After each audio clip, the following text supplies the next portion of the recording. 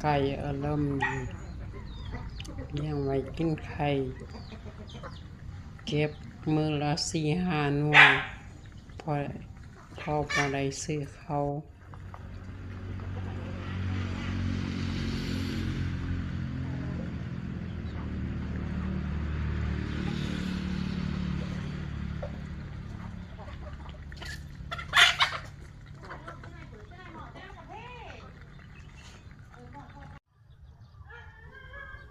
อากาศท้องฟ้ายามแลงเบิ่งทรงคือฝนสิตกดอกมังกรข้อยกำลังบานเป็น4-5 ดอก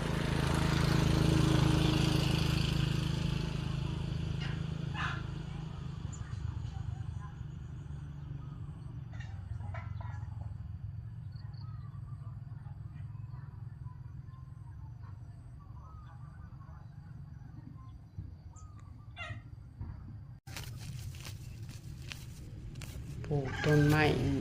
ยามเดือน6นี่ติดดีถ้าผู้ใดอยากปลูกต้นไม้ปลูกยามเดือน6นี่เด้อ